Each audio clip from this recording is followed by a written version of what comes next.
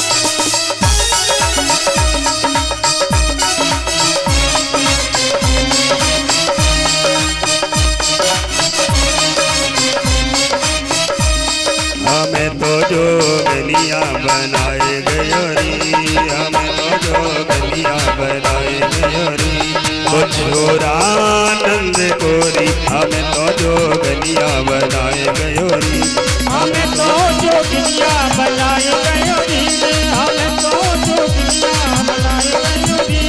वो छोरानंद बोला रे, वो चलिया नंद बोला रे, हमें तो बाबलिया बनाए गयोरी, हमें तो जोगिनिया बनाए गयोरी, हमें तो जोगिनिया बनाए गयोरी।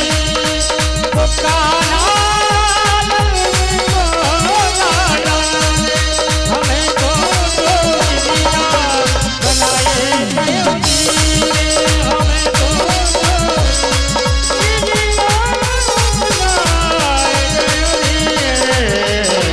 गयोरी।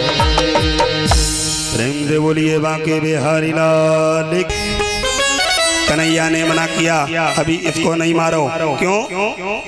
कन्हैया बोले भैया कांटे से ही कांटा निकाला जाता है, ये सबसे बड़ा कांटा है, और भी अभी बहुत सारे दैत्य हैं, कहाँ जाकर के ढूंढेंगे, कैसे मारेंगे, तो ये है कांटा, तो ये सबको पकड़ पकड़ करके दोबारा तिबारा आएगा, तो यहीं मारते जाओ। छोड़ दिया जरासंध को। जरासंध एक बार नहीं, दो बार नहीं, 17 बार आक्रमण करता है। भगवान सारी सेना को मार देते हैं, इसको छोड़ देते हैं। अब जरासंध ने सोचा इतनी बार आक्रमण किया, हम एक बार भी नहीं जीते, इसका मतलब हमें लगता है कोई ग्रह नक्षत्र खराब चल रहे। अपने पुरोहित के पास गया और जाकर के पंडित जी से पूछा, महाराज हमें लगता है कि हमारा कोई ग्रह खराब चल रहा है।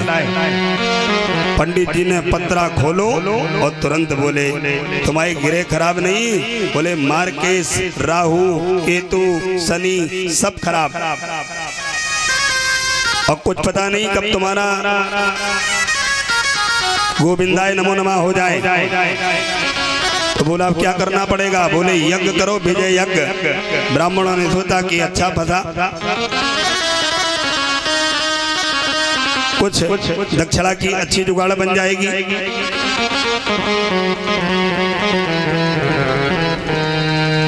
देखो अभी हमारे पास एक सूचना आई थी, 6 बजे पूर्णाहुति होगी। यज्ञाचार्य जी महाराज के द्वारा सूचना भेजी गई 6 बजे पूर्णाहुति होगी।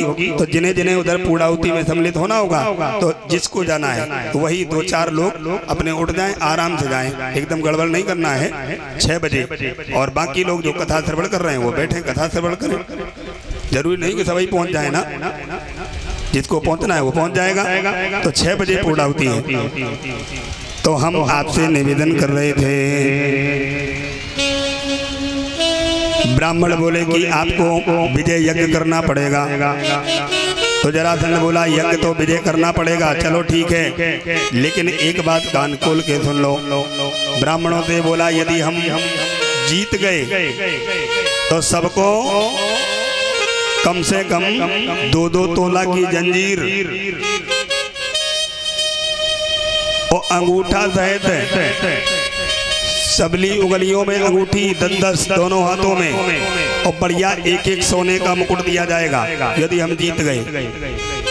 और बोले यदि हम हार गए तो किसी भी ब्राह्मण की खोपड़ी उसके शरीर में लगी नहीं रहेगी, गर्दन काट दी जाएगी, ये दंड मिलेगा। जब ये कहा तो ब्राह्मणों को टेंशन तो हो गई, लेकिन चल बोले चलो कोई बात नहीं, जा करके यज्ञ प्रारंभ किया है। यज्ञ पूरा हुआ, पूर्णाहुति हुई। ब्राह्मणों ने कहा कि अब दक्षिणा दो। पूर्णाहुति हो जाती है तो दक्षिणा मिलती है कि नहीं? ब्राह्मणों ने कहा दक्षिणा दो, तो बोला अभी नहीं, जब हम जीत करके आ जाएं तब दक्षिणा मिलेगी। तो ब्राह्मण बोले कि हम हैं यज्ञशाला में बैठे हैं, आप लोग जाओ, आप जाओ और जाकर के युद्ध करो। तो जरासंध बोला अच्छा हम जाएं युद्ध करें और वहीं कहो मारे जाएं हम, और तुम यहाँ से सब निकल लोगे अपने अपने घर आराम से, चलो तुम भी हमारे साथ में चलो। तो सभी ब्राह्मणों को अपनी सेना के साथ में ले गया, सभी ब्राह्मणों को। और जैसे ही भगवान ने देखा लाल पीले वस्त्र, ये हमसे लड़ने कौन आ रहा है? भगवान ने जैसे तैसे व्यवस्था बनाई, एक ब्राह्मण को अपनी तरफ बुलाया। भगवान ने पूछा भैया तुम कैसे आए? तो ब्राह्मण देवता ने कहा हम आए नहीं हैं, हमें लाया गया है। कौन लाया है? जरासंध लाया है। प्रभु आपकी कृपा हो जाए, क्योंकि आप का प्राकट तो होता है, इसीलिए गौ ब्राह्मण हितार्थाय, गाय और ब्राह्मण की रक्षा करने के लिए आपका जन्म होता है, आपका अवतार होता है। अब ब्राह्मणों के ऊपर आ पड़ी है, यदि आप जीत गए तो ये तो हम लोगों की गर्दन काट देगा। आपके ही हाथ में हमारे प्राण हैं। इधर बातें हो रही हैं आपस में और उधर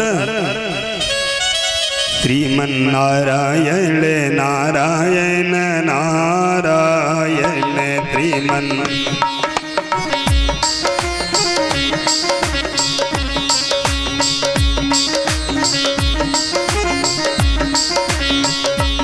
श्रीमन नारायण नारायण नारायण, श्रीमन नारायण नारायण नारायण, भजमन नारायण नारायण नारायण। ताली बजाते हुए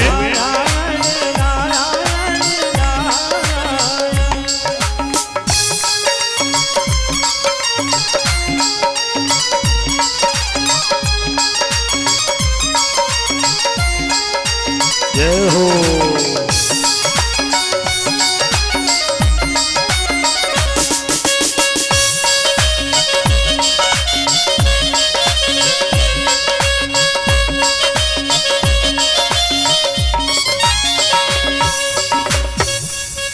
श्रीमन्नारायण नारायण नारायण। श्रीमन्नारायण नारायण करते हुए नारद जी पहुंचे कहाँ? काल यवन के पास। और काल यवन से बोले कि तुम यहाँ बैठे हो, वहां देखो युद्ध चल रहा है। काल यवन छुपा बैठा था, उसको कोई जानकारी नहीं थी। तो काल यवन जैसे ही आया, जैसे काल यवन आया तो उधर हुआ क्या प्यारे, बड़े ध्यान से सुनना। काल यवन आया, भगवान ने काल यवन को देखा। युद्ध स्थल के बीच से भगवान भाग खड़े हुए, जाकर के एक गुफा में अंदर प्रवेश कर जाते हैं।